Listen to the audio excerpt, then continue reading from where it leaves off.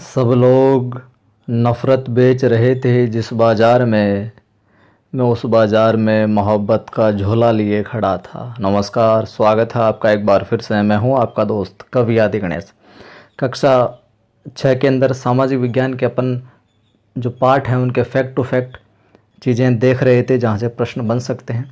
2 दिन में वीडियो नहीं डाल पाए, कुछ तबीयत का रीज़न था।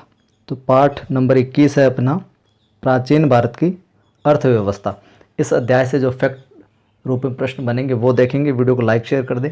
पहली बार देख रहे हैं तो सब्सक्राइब करके घंटे के निशान को ज़रूर दबा लें। चलिए प्रारंभ करते हैं। और शाम को अपना मुग़ल जो राजपूत संबंध है उनकी टेस्ट सीरीज होनी है। कविताओं में, मोटिवेशनल कहानियों में रुचि रखते हैं तो आदि की आवाज़ चैनल ज़रूर सब्सक्राइब करें, वहाँ पर आपको प्रेरक चीज़ें मिलेगी।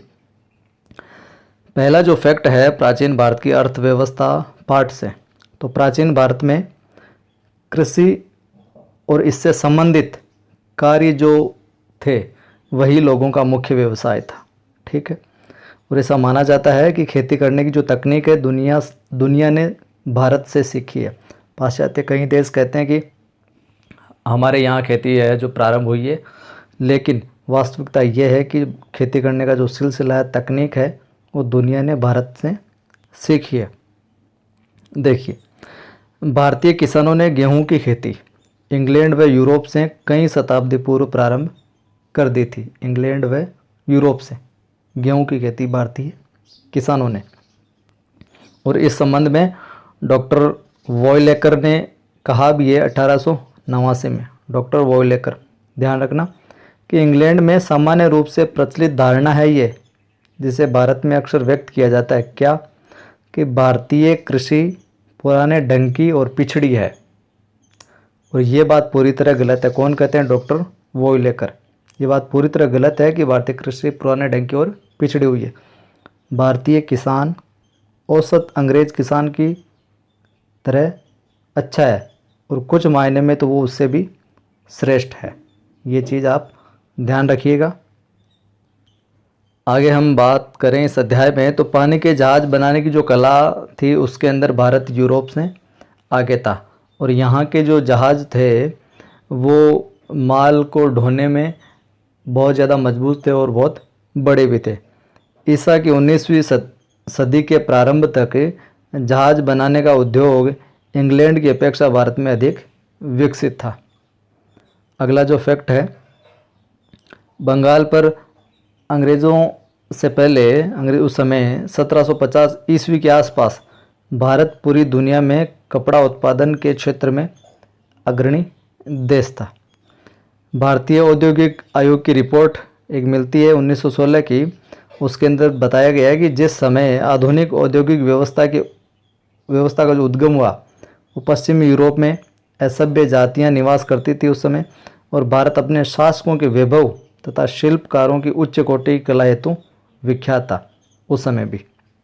जब और देशों में उद्गम हो रहा था उद्योगों का, उस समय भारत है जो ये वैभव और शिल्पकारों की उच्च कोटि की कला हेतु विख्यात था। ये कौन कहता है? भारतीय औद्योगिक आयोग की रिपोर्ट है ये 1916 की।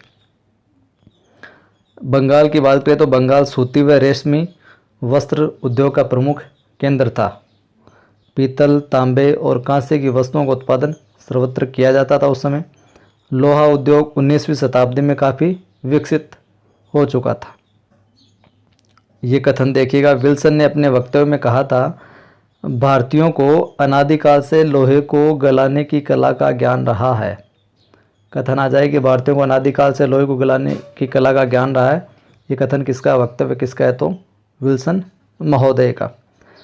दिल्ली में यानी महरौली में कुतुब मीनार के परिसर में खड़ा लौह स्तंभ लगभग 1500 वर्ष पूर्व बनाया गया।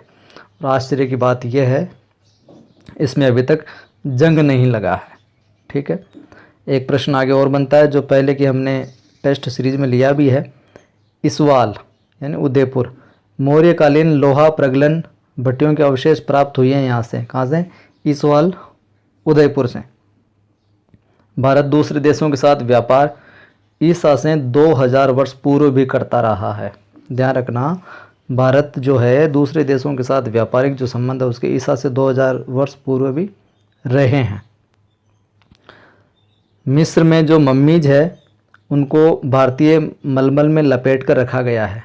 मिस्र में जो मम्मीज है उनको भारतीय जो ढाका के मलमल में उसमें लपेट कर रखा गया, जो इस बात का सबूत देती है कि प्राचीन काल में मिस्र भारत से कपड़े का आयात करता था। ठीक है। और यूनान में ढाका की जो मलमल है अपने यहाँ की, उसको गंगेतिका नाम से बिकती थी। पूछा जा सकता है यूनान में ढाका की मलमल किस नाम से बिकती थी? गंगेतिका नाम से। वहीं भारतीय व्यापारियों को निर्यात के बदले में अक्सर सोना और चांदी मिलता था और इसी के कारण जो अपना देश है वो समृद्धि की ओर आगे बढ़ रहा था, समृद्ध था। ये कथन भी महत्वपूर्ण है। पहली सदी में प्लिनी नामक लेखक ने शिकायत की थी कि भारतीय सामग्री के प्रयोग के कारण रोमन साम्राज्य से सोना बाहर की ओर खिंचता चला जा रहा है। ये किसने कहा था? प्लिनी ने। देशी व्यापार के लिए प्राचीन भारत में 2 प्रमुख मार्ग थे। अब वो कौन कौन से थे? पहला जो मार्ग था वो था उत्तरापथ, दूसरा दक्षिणापथ। देशी व्यापार के लिए जो प्रमुख मार्ग थे उनमें पहला उत्तरापथ और दूसरा दक्षिणापथ। और इन मार्गों का जो उल्लेख है अपने महाभारत, बौद्ध तथा जैन ग्रंथों के अंदर भी मिलता है। उत्तरापथ की हम बात करें तो उत्तरापथ ताम्रलिप्ति, बंगाल का पश्चिम क्षेत्र से शुरू होता था तथा पाटलिपुत्र, वैशाली, कुशीनगर, श्रावस्ती से होता हुआ वर्तमान उत्तर प्रदेश के हस्तिनापुर से गुजरता था। प्राचीन काल में विंध्य पर्वतमाला के दक्षिणी भाग को दक्षिणापथ के नाम से जाना जाता था। प्राचीन काल के अंदर जो विंध्य पर्वतमाला है उसका जो दक्षिण का भाग है, दक्षिण का जो हिस्सा है, क्षेत्र है, वो दक्षिणापथ के नाम से जाना जाता था। यानी कि दक्षिण पथ रास्ते का नाम भी था एक, और एक भूभाग का भी नाम था। ठीक है, आगे बढ़ते हैं। व्यापार जो था सड़क और नदी के रास्ते होता था उस समय। व्यापार जो था सड़क और नदी के रास्ते होता था। चंपा और मिथिला से व्यापारी जो थे नाव में सामान लादकर ताम्रलिप्ति बंगाल ले जाते थे, चंपा और मिथिला से। आगे बढ़ते हैं। प्राचीन काल में भारत का विदेशी व्यापार दुनिया के अनेक देशों से था, जिसमें मुख्य जो जहाँ से व्यापार था वो देश थे बेबीलोन, मिस्र, जावा, सुमात्रा, रोम। बेबीलोन, मिस्र, जावा, सुमात्रा, रोम। मध्य भारत के जंगलों से जहाज बनाने के लिए लकड़ी निर्यात की जाती थी, मध्य भारत से। खेतड़ी राजस्थान की खदानों से तांबा भेजा जाता था। ये ध्यान रखिएगा फैक्ट, खेतड़ी राजस्थान की खदानों से तांबा भेजा जाता था। मेवाड़ से जस्ता भेजा जाता था। खेतड़ी से तो तांबा, मेवाड़ से जस्ता और हीरे जवाहरात, रेशम के कपड़े पहने जवाहरात आदि रोम भेजे जाते थे यहाँ से। काली मिर्च की यूरोप में बहुत मांग थी उस समय, तो काली मिर्च की डिमांड यहाँ पर थी। फारस की खाड़ी के दक्षिणी तट पर स्थित नगर तांबा, चंदन तथा सागवान खरीदते थे। फारस की खाड़ी के जो दक्षिणी तट था उसके आसपास में जो नगर स्थित थे वो तांबा, चंदन और सागवान खरीदते थे। आगे बढ़ते हैं। आयात की हम बात करें तो इथोपिया, अफ्रीका से हाथी दांत व सोना भारत आता था। ठीक है, और बाहर से हमारे देश में आयात होने वाली सूची में अगर प्रमुख रूप से हम बात करें तो घोड़े हैं जो प्रमुख रूप से आयात होते थे।